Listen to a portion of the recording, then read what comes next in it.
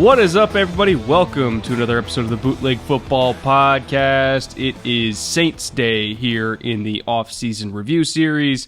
We are in the middle of the NFC South, and we are talking about a team that just barely somehow missed out on the playoffs last year, but is sufficiently reloaded, in my opinion, to at least try to make another run this year with a new cast of characters. So a lot to talk about today on one of the more intriguing teams in the NFC.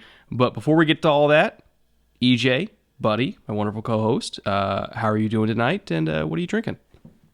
Looking forward to it. Looking forward to talking about one of the more intriguing teams in the NFC South. One of your favorites, the All-Star, Key Lime. Oh, yeah. Yeah, managed to find a small stash of key lime, so I'm going to crack that puppy right now. But, rolling through. We're getting to the top half of what was the NFC South last year, and lots of change. An organization that's been very steady as she goes, and some of that we'll talk about remains, but obviously with Drew Brees moving on and Sean Payton moving on, a lot of changes at the top of the organization, so feels fresh and new, a little more exciting in some ways. Might not all be exciting good. But we'll get to that. So how you doing, and what did you just pour?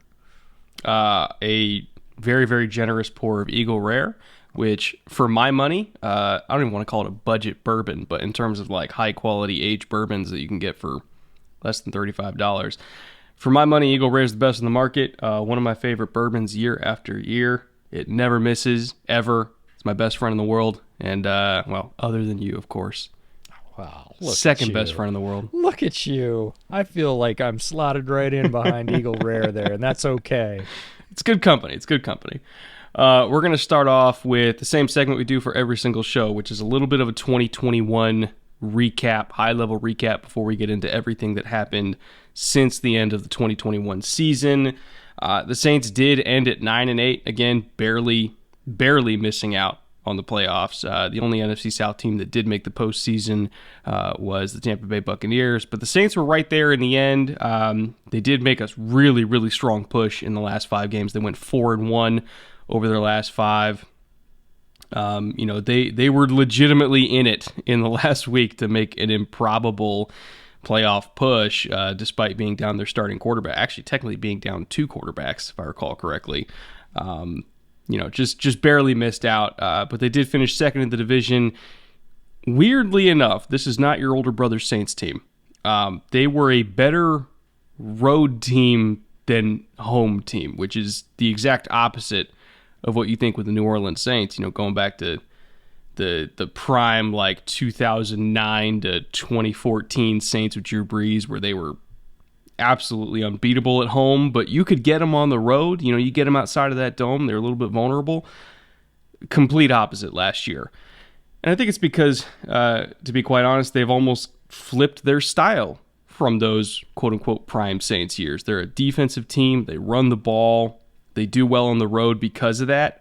But whenever they would get into those dome shootouts, i.e. at home, they didn't quite have the firepower to keep up, especially after Jameis went down. So, kind of an interesting little flip to the franchise there. But with Jameis coming back and some of the added weapons that we're going to talk about pretty soon here, I think that they are a more balanced team now than they were 6 months ago when they barely missed the playoffs. They definitely can't lean on the same strengths that they used to, and that includes their home prowess. But from a personnel standpoint, from a coaching standpoint, we're going to talk about the stability. But from a personnel standpoint, this is a changed team. They have different priorities on offense, some of the same, but they're going to have to shift, and it's going to be fascinating to see how they do that. On defense, they're going to bring, I think, a lot of the same style, but again, the cast of characters is not the same and continues to shift. A lot of stalwarts are gone. There are a few that remain. They've imported some new ones, and we'll see how that works in balance, trying to replace some pretty high-profile players that left with maybe a combination of a couple of not as high-profile players and trying to get the same result. So it's going to be a really interesting watch this season in New Orleans to see how those shifts work on both sides of the ball, frankly.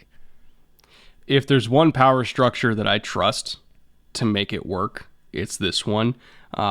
this is a front office and coaching staff, and we've talked about it every year when we do these reviews. Like, it is one of the most stable ships in the sea. Mickey Loomis, at general manager, EVP, 23 years with the organization. He's been there since Y2K was a legitimate concern to the American public. Like, that tells you a lot.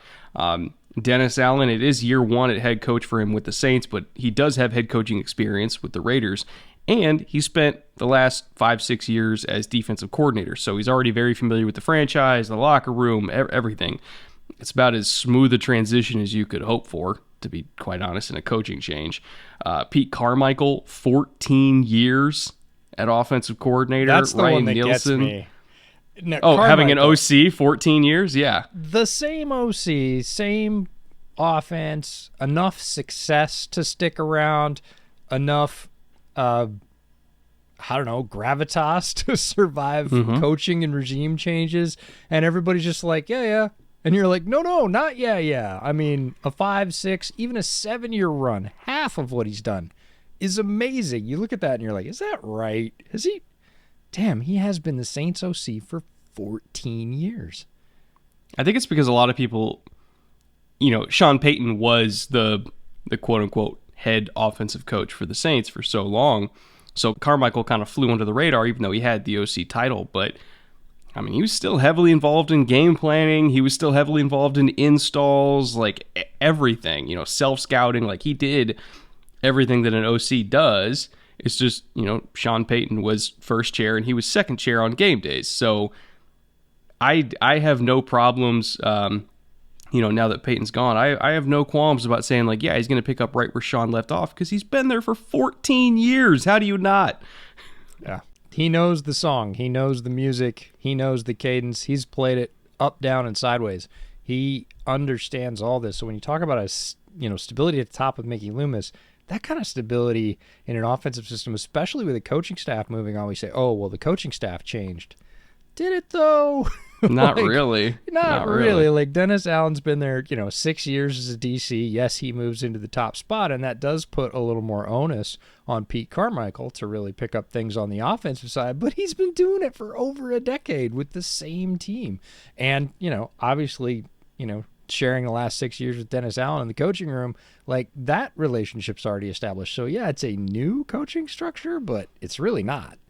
Well, even on the defensive side of the ball, Ryan Nielsen, first year as co-DC, but he was still the defensive line coach under Dennis Allen for 6 years, so little to no transition there. Chris Richard, year 2 as secondary coach, first year co-DC for secondary, but again, this is not his first rodeo. He's been a DC, he's been a pass game coordinator. Darren Rizzi's been there for 4 years as special teams coordinator, also now assistant head coach too. That's the thing with the Saints is they kind of hand out assistant head coach titles like candy. Not every team does that. The Saints are one of them that do. Whether that's going to help guys get raises and jobs, I have no idea. But hey, to each their own. But yeah, the power structure at the top is it's so rock solid. It's been rock solid for literally 2 decades now. And I don't see that changing anytime soon.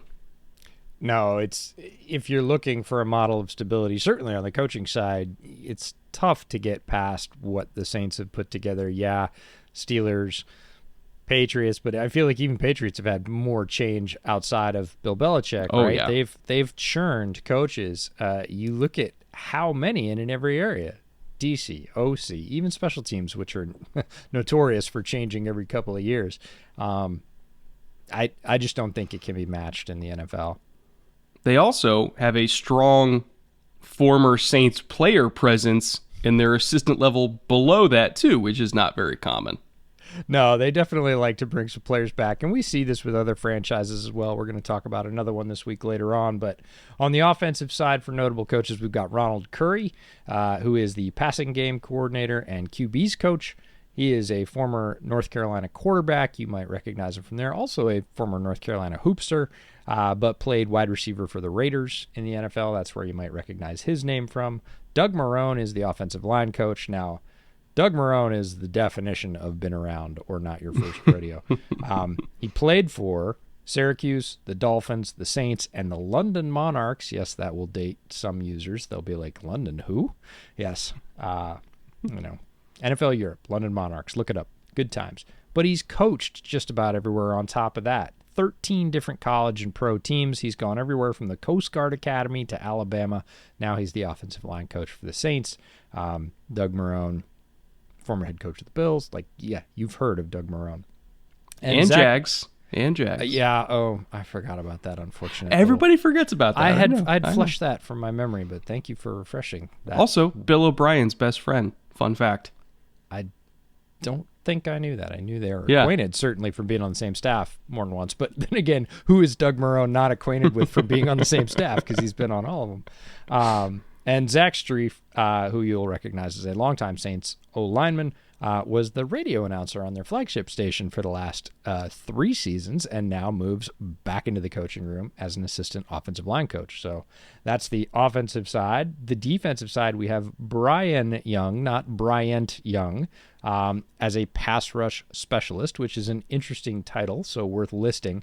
But he was a former Ram from 2000 to 2003 and a former Saint from 04 to 08. So again, coming home to the organization. And Sterling Moore, a defensive assistant who, again, his playing stops kind of mirror Marrone's coaching stops. He was a Patriot, a Cowboy, a Buccaneer, a Saint, and an Arizona hotshot in the AAF, and has, again, come back to New Orleans to be a defensive assistant. That's as close as they get. A little bit vague on the title. But, yeah, bringing their folks home to come back with the organization just, again, speaks to that stability, that home ground. Like, yep, you were here. We liked you when you were here. You've gone on, done some other things. Why don't you come on home and coach for the Saints? Keep in mind, he got there, if I recall correctly, it was Dennis Allen's first year at DC. Sterling Moore played for 2 years under him there. So that's how I imagine that relationship started. And then eventually after he retired, 4 years ago, something like that, call up your old coach, Dennis Allen, see if he's got a job for you. So excited to see how that works out. Sterling Moore, again, one of those players where you look at him on a coaching staff, you're like, oh, that's where he ended up. Mm-hmm. It's a name you know, but not a name you kept track of. Free agency losses. I want to preface this by, first of all, singing the praises of Mickey Loomis. I have been converted over the last 3 years. And I want to apologize to Saints fan. I want to say this first off. You guys were right. I can't tell you how many years I was like, oh, it's going to catch up to him eventually. No, this can't continue forever. This kicking the can down the road. This is all bullshit. Numbers matter. Math is real. It's fucking not. Math is fake. They have gone 2 consecutive years clearing $110 million in cap space. 2 straight years. In the middle of the salary cap going down because of the pandemic, and they still did it 2 straight years. Mickey Loomis is incredible. And kind of looking at everything they had to do to get it done. They handed out 23 void years to clear $110 million in space, which they didn't technically have to clear $110 million. They did it because they were going after Deshaun Watson. Ended up not getting him. Obviously, he went to Cleveland, and that's been a whole fucking can of worms for them since then. So they ended up with $29 million in cap to use after Deshaun chose a different team, which is when they went out and signed some guys we're going to talk about in a minute. But, I mean, bravo to Mickey Loomis just for the sheer audacity to hand out that many void years. I mean, you're clearing $18 million for Marshawn Lattimore. You're clearing $14.5 million for Ramchick, Michael Thomas. There's 4 guys you're clearing double-digit millions for every year. And they get it done every year. That being said, they did lose a couple names, but the fact that they were able to clear that much cap space and limit the damage to just 3 major, quote-unquote, major names, Quan Alexander, Teron Armstead, and Marcus Williams, the fact that they didn't lose more than that is incredible, and I think the Saints front office deserves all the credit in the world for that. Now, talking about those 3 names, I think you and I can agree Teron Armstead was the best player they lost, but also the most inevitable loss they had, because as great as he is, he's playing 40% of the snaps, year after year. And durability is the best ability, and he just has not had that. I think he was the one that they knew was gone. right? Yeah. They knew what he was going to get. They knew other franchises were going to be willing to roll the dice. Again, having had him in their building, they knew exactly, they knew better than anybody what they had and what they didn't have and what the risk was. And they became unwilling to prioritize that to keep. So he was always kind of go. We have to say he's a loss, but we also kind of all saw it coming, and I think the rest of the league did too. Quan Alexander was slowly losing his job to a rookie. He played under 50% of the snaps. He played 47.9% of the snaps. Was a fairly big ad when they brought him in, and his impact declined a little bit over time. Still a very good player. I'm not saying his playing declined, but he got outplayed by somebody they drafted last year. That makes you expendable in the NFL. If your contract is bigger and your playing time is decreasing, the guy that's more economical behind you, you're out the door. So Quan was a loss, but again, already have the replacement playing well in the building. Doesn't feel like a really big loss, and that gets us down to Marcus Williams. Marcus Williams was neither of the previous two categories. He played 92.7% of the snaps. He played at a very high level. He has, since he was a rookie. Yes, he has a very big notable gaffe that people always look at, and that always bothers me because, all defensive backs are going to give up big plays. He gave up a big one in a bad spot. People just sort of hang that on him and move on, and I don't think that's right because he's a very skilled defender. Somebody else paid him $14 million a year. That's not an accident. He is an impact defender. But the Saints looked at him and said, we're going to have to pay him. We know that the rest of the league wants him. He's going to be able to go out and get a very solid contract. Do we do that? Do we try and match or better? Or do we see if we can maybe make his replacement out of a couple of players that basically total up to what he's going to get salary-wise and give ourselves two options instead of one? And they chose the second path, not because they didn't like Marcus Williams, but again, with creative cap management as a number one strategy, sometimes you have to make choices like that. So really the only quote-unquote real loss out of those three to me is Marcus Williams because he's a big impact player. He's playing a very solid role, even in his last season in New Orleans. You're going to have to come up with some kind of replacement for that. Tehran, they sort of said, we're going to draft something, we're going to sign something, we're going to fill that slot a different way because we know we have to anyways. And Quan, they already have the replacement, so it almost doesn't feel like a loss. Yeah, Pete Werner played excellent last year. So as soon as, honestly, Pete Werner started getting those snaps, we knew Quan was gone. There was no way around that. It was going to happen, especially when they needed to clear that much cap space. Like, they weren't going to spend that money on Quan. Now, in terms of Marcus Williams, that to me is like definition of one step back, two steps forward, because you do lose Marcus Williams, but for only $2.5 million more, you're getting a combination of Marcus May and Tyrann Mathieu. So you're getting two safeties for literally the price of one. Mm-hmm. So again, smart cap-conscious move there. Really, really good player. It's all about money at the end of the day. Now, in terms of players they were able to re-sign, especially because of some of the room they were able to clear, they were able to bring Jameis Winston back for $14 million a year, which, given the current quarterback market, not bad. Not bad at all. Like, even if you consider him a lower-end starter, it's 30% of the price of a high-end starter. So I think he's better than 30% the quality of those quarterbacks. So again, dollars for value. That's great. PJ Williams, depth at like nickel/safety. He's one of those guys where you can kind of play him in a variety of places, but he's a depth player for them. Brought him back for less than $3 million a year. That's great. Traquan Smith, in my opinion, like solid wide receiver 4 type, which for $3 million a year, fine, sure, whatever. Juwan Johnson, hybrid wide receiver tight end for less than $1 million. That's bang for your buck. Carl Granderson, who's really had some nice flashes over the last couple of years, for $2.5 million for a rotational edge player that flashes as much as he does. That's a great value. And then Shai Tuttle, who probably will end up starting on the interior defensive line for them, played less than half the snaps last year. I think that number's going to go up this year. Again, somebody who's $2.5 million for a starting defensive tackle. Is he a top end starter? No, but we're talking about value, dollars for snaps. They did really, really well. That's the ratio right there. It's exactly the words I was going to say. It's dollars for snaps. How much are we paying? How many are we getting? And with Granderson, like, he played 40% of the snaps for them. And like you said, there were flashes in there. There was quality play that kind of made you say, I want to see a little bit more of him. Not, oh, can we get somebody else to replace him? And you get an edge playing almost half your snaps. I mean, again, as a rotational edge, that's more than half of his assigned snaps for 2.6. Yeah. With potential. Like, okay, is he ever going to plug in? You don't really ever want to plug him in as the de facto starter and just lean on him, but you don't have to. And again, dollars for snaps all the way down. All the guys you named, dollars for snaps.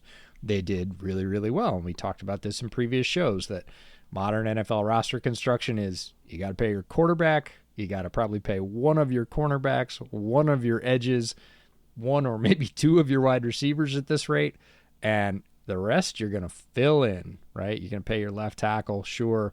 If you have a great interior, Aaron Donald type that's creating pressure, you're going to have to pay him too. But you can't pay them all. And for the rest, you're going to have to make these business decisions, right? You're going to have to say, well, we have one safety that's $14 million. We can get two safeties for $16. Okay, we'll take the two, and end up swapping with the Jets, which is always interesting. Like, hey, you take ours, we'll take yours. But, dollars per snaps ratio, the Saints pretty much have it dialed. Now, in terms of additions they signed from third-party teams, because they did have some money, about $30 million, like $29-30 million in cap space to play with when all was said and done. So they did go on a little bit of a spending spree late there. Andy Dalton to be presumably their QB2, now that the Taysom Hill experiment is officially finally over, for the love of God. Thank you. So Andy Dalton's going to be the QB2. He's the new Ryan Fitzpatrick, the traveling journeyman veteran backup. Jarvis Landry coming home to be probably their slot receiver, because Michael Thomas, if he's healthy, top tier big slot, but can also play outside. Jarvis is somebody who I think fits more inside full time. So again, assuming Michael Thomas is healthy, he's at X, Olave at Z, Landry at slot. You have a great trio if everybody stays healthy. We did mention Matthew and May for roughly the same cost of Marcus Williams. You're getting two quality starting safeties. Health has traditionally been a lot of a problem for May, but when he's healthy, he's a very quality starter. And Tyron's Tyron. Again, he's going to get banged up from time to time as well, but he's going to give you energy, he's going to give you leadership, he's going to give you instincts, plays a variety of roles for $9 million a year, when you got other safeties making a lot more than that. Looking at Minka's deal that he just signed, and what Derwin is eventually going to sign for, and Bates is eventually going to sign for, $9 million is a value. So they had some money and they used it responsibly.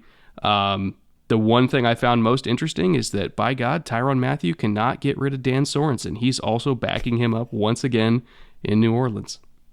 It feels like a didn't you see what happened last year moment for the Saints, management team. You had Tyrann on the field looking at Dan Sorensen like this a lot. Obviously a strained relationship on the field. I don't know about whether off the field, whether they made up and it was just, competitive juices flowing on the field. But like Tyrann's like, I have to wait and I get to go home. I get my homecoming, get to go back to where I'm a fixture in the city. I get my bag. I get $9 million. And what are you doing here?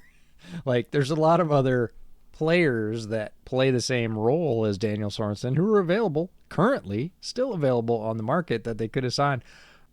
One of those NFL storylines that kind of slips under the radar, but maybe not past our eyes. We're like, really? You go all the way to New Orleans and you turn around and the same guy's there. I'm a Dan Sorensen stan from way back from pre-draft when I spotted him playing special teams and said, I think this guy can contribute. I'm not sure why he's not getting more buzz, and got picked up as a UDFA, worked his way onto the field, became a starter, had some very good reps for the Chiefs, has had his struggles in the last couple of years for sure. I mean, you could do worse as a player by far, but it was just interesting given the friction between him and Tyrann on the field last year that they were like, yeah, we'll sign Tyrann and Dan Sorensen. Didn't really seem like a package deal, but they are both Saints, and we'll see how that plays out. Lieutenant Dan, man. He's carved out a nice career. For the draft, obviously, small class, first things first. That's the first point to be made here. Small class, very, very effective class, in my opinion. Like, they did get, there's one pick that we're kind of iffy on, but we believe in the coaching staff to make it work. But in terms of, like, value for each one of their picks, I did not truly disagree with anything they did. Chris Olave at 11, top tier Z receiver prospect, which, considering who else is in the receiving core, he's going to play Z. So I think he's going to play the exact role that he should be playing for them. And I think he's going to be very, very good at it. We can argue in terms of, like, total stacking the board with receivers. Like, was he my top receiver on the board at the time? No. But for the role, yeah, perfect fit. And at the end of the day, what's the difference between pick 11 and pick 17 if he's productive? Who gives a shit?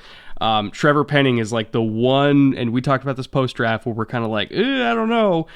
But we're trusting Duke Manyweather. We're trusting Doug Marrone. These are two very good offensive line coaches. Duke signed off on it, said he's fixed him. Duke literally said, I fixed his issues. And Doug Marrone is one of the better offensive line coaches in the league as well, and has been for a while. So we're trusting the coaching there, that they're going to get the most out of his physical tools. That's all I can say about it, to be honest, being diplomatic. But I agree with it from that standpoint of, yeah, he's a freak athlete. Trust the coaches. Alante Taylor, very, very gifted corner prospect. I did wonder if they were going to do like a safety conversion type thing, but it sounds like they're keeping him at corner. He's going to mix in behind Paulson Adebo and Marshawn Lattimore, who are the two slated starters, and CJ Gardner-Johnson's going to be the nickel for sure. But Alante is like your dime corner, considering his physical skill set, his size, aggressiveness. He's a guy that likes to tackle. If you're going up against a team that likes to run 11 personnel and has one of those like smaller, shiftier tight ends, the guys that blur the line between tight end and receiver, that's Alante Taylor's job for me. DeMarco Jackson, who had a lot of fans in draft circles, I think he's going to be a stud on special teams to start out, in addition to kind of being a depth linebacker for them. And then Jordan Jackson, he was getting so much hype in April out of Air Force. He was the biggest guy on the Air Force roster, still under 300 pounds because it's Air Force, but we're talking a guy who's like 6'5", played at 290, just lanky, rocked up. I think he's kind of like a hybrid defensive end, interior guy. I'm curious to see where he plays because they have a whole lot of that type of 6'5", 290-pound hybrid guys with Cam Jordan, Peyton Turner, Jordan Jackson. It's all the same profile. He's another one. So looking at this draft class overall, I, at minimum, liked every pick, and for most of them, I loved them.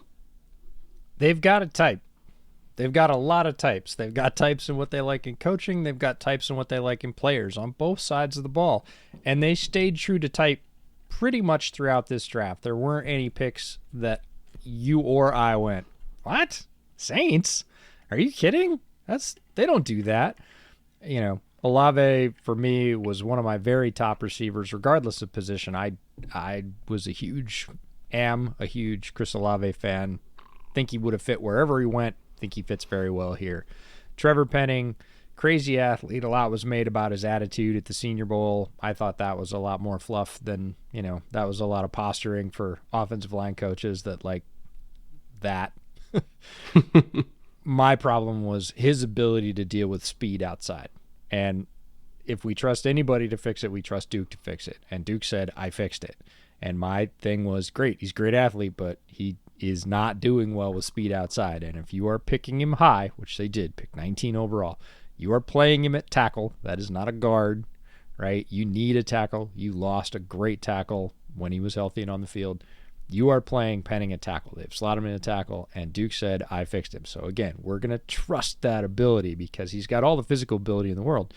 But, again, the Saints have done this on both sides of the ball for a long time, the offensive line and the defensive line. They have a type. They take big guys that are great athletes, maybe not the most polished, and they polish them on both sides of the ball. And they've had great success with that throughout the years. So, again, a combination of who he was working with away from the team or away from his college team, combination of landing spot, having great success with, again, grabbing that type and polishing it up. And if you're going to polish anybody up, there's a lot there to polish with Trevor Penning. He has a lot of traits that can translate. And if they get it right, he will start for them for a long time at tackle.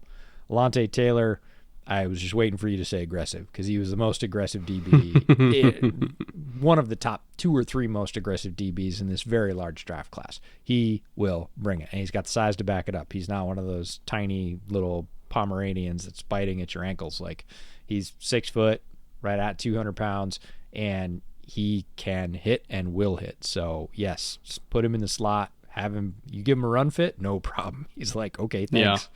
Yeah. So again, yeah, they've got him at corner. I'd see him as sort of the 4th corner, maybe 3rd safety, heavy set. He's great for any of that, and it's awesome that he gets to sit behind Adebo if they do want him at corner, because Paulson Adebo, much more fluid guy, but same size and also very aggressive in man, likes to get in people's faces, break passes up. So it'll be a great learning environment for Alontae Taylor. And again, Saints have had a lot of success with their defensive back profile. They've taken guys like Paulson Adebo. Lattimore obviously had a much higher profile, but he's awesome. They didn't make him worse. They made him better, and that was pretty hard to do. So DeMarco Jackson, I waver a little bit with DeMarco Jackson. Depends on how they use him. I agree with you. Starts on special teams. Undersized, very fast, very active linebacker. A lot of people said really good against the pass. I didn't see that as much. Yeah, I saw more of a between the hashes run defender than a pass defender personally, which is why I was like day one special teams, and then like if Pete Werner gets hurt, he plays the Pete Werner role, but not as well as Pete Werner. But for a 5th round pick, that's fine because you get a backup linebacker and starter on special teams for that. So I'm with you. The pass coverage part, I was like, I don't know about that. Yeah, I think in a sort of cone out just wider than maybe the hashes in sort of a triangle forward from where he's playing. Yeah, he can cover the pass there. Can he cover the pass in terms of, that guy just motioned out to the slot, you had him in the backfield, go stay with Austin Eckler. Like, I don't want that. No, I don't want that. But, can he grow? And again, we're talking about a 5th round pick, late in the 5th round. Like, okay, fine.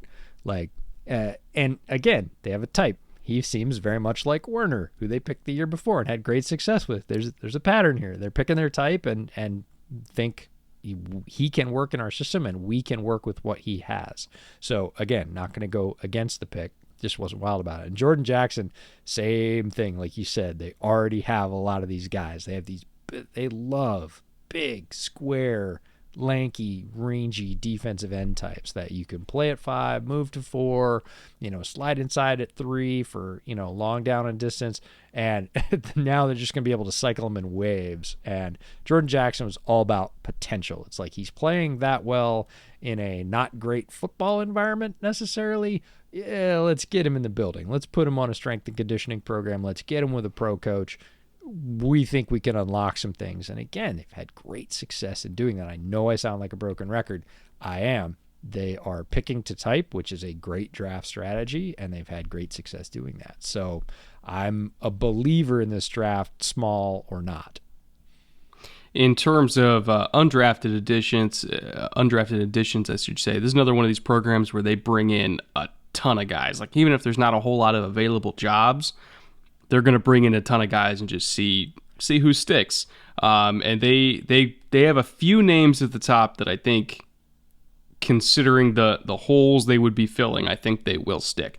Abram Smith as like your hammer to go along with Alvin Kamara. He's going to be competing with Mark Ingram and Tony Jones for that like running back 2/3 role. I think at minimum he stays on the practice squad because Alvin Kamara is the number 1, but Alvin Kamara is not that early down hammer. You want him to get his touches in other ways that I think are more kind of outside the tackles or in the receiving game. So Abram Smith, I think, fills that role. Lucas Kroll, very athletic tight end prospect. Was surprised he wasn't drafted. He's going to fit in with a tight end room that's probably going to be 4 deep, considering the other guys they have in that room right now and the skill sets they have. Adam Troutman will be the starter. Taysom is technically a tight end, but like kind of not really. And then you got Nick Vannett, you got Juwan Johnson. Juwan Johnson's like that hybrid tight end slot receiver type, so I think he'll stick for that role. And then you got Lucas Kroll, who's another one of these big body athletic freaks that's more in the Troutman mold than anything else. So I think he will stick on as like TE4 for them, assuming they carry 4 tight ends. Nephi Sewell, hybrid linebacker safety type, is different than every other linebacker they have. And when I say different, I mean different because he can actually cover in man. We talk about, DeMarco Jackson, he's not the type that you want to flex out to the slot following Austin Eckler. Nephi Sewell is exactly the guy you want flexing out to the slot to cover Austin Eckler. He can do that. So he's going to stick just for dime packages alone.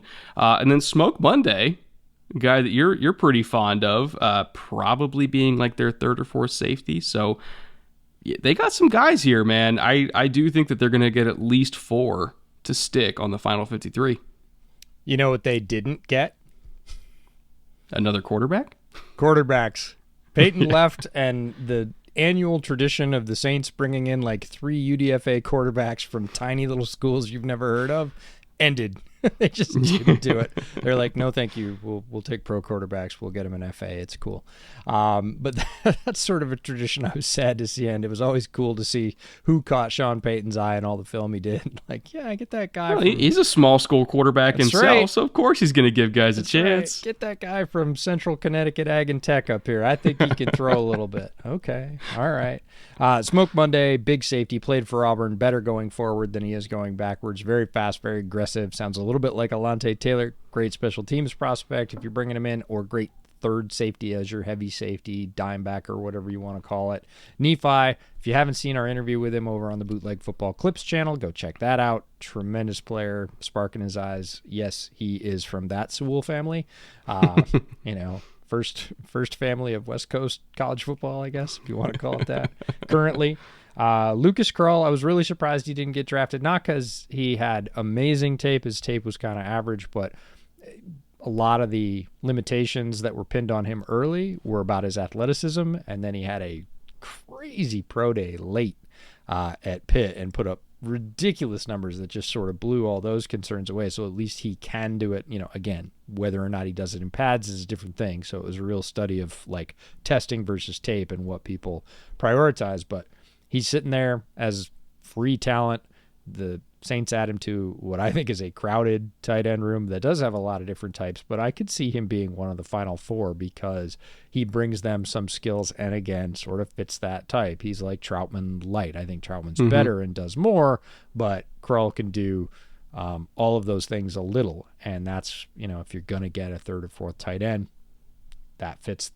Abram Smith, like all the other Baylor backs to me, one cut and go, fast.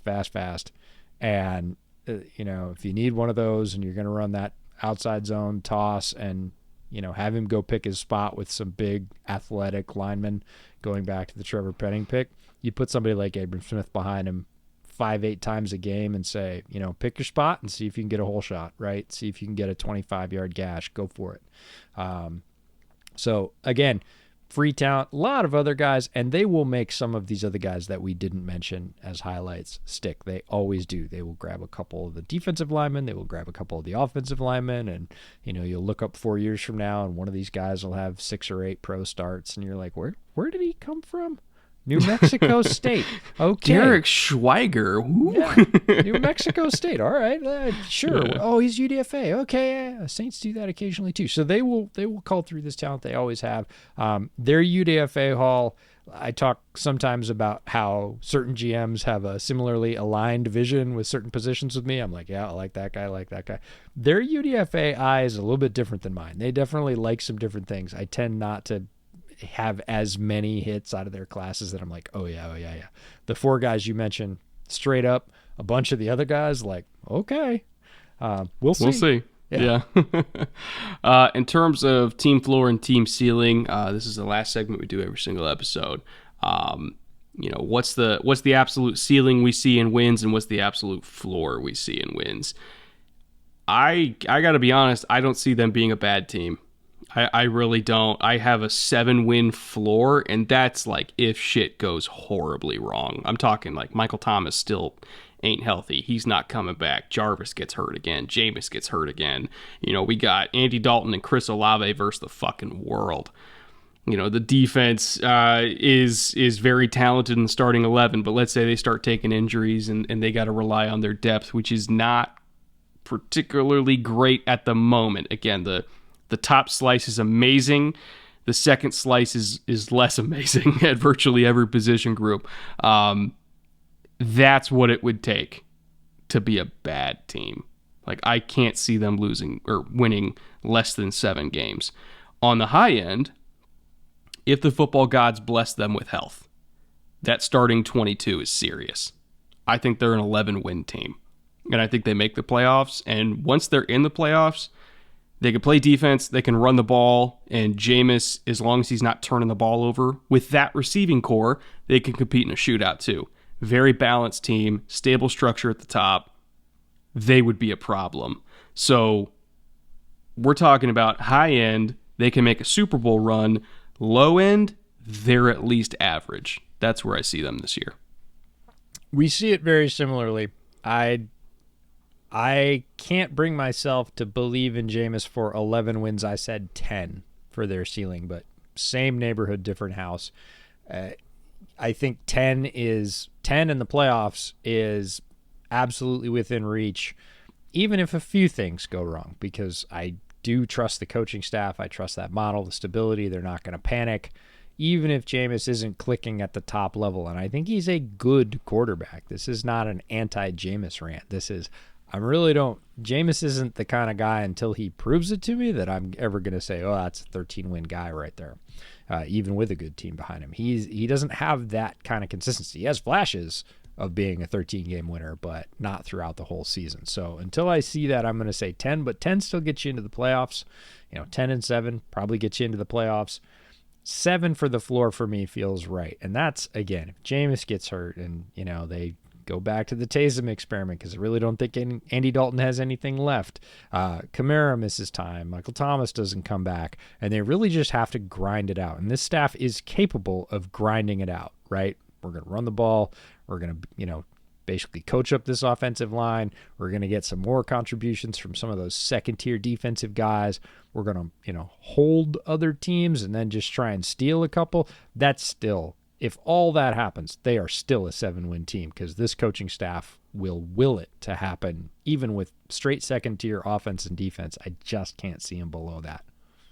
Yeah, so they finished second in the division last year. I think they finish at minimum second in the division this year. I think despite somehow never having money, they always have a good team. It's the Mickey Loomis effect, man. He's one of the best in the business for a reason. He somehow just makes it work, and here they are every single year. They're going to be in it once again. So hope you guys enjoyed listening to this. We're going to be back tomorrow with the quote-unquote number 1 team in the division. We'll see if that holds true for 2022. That is the Tampa Bay Buccaneers.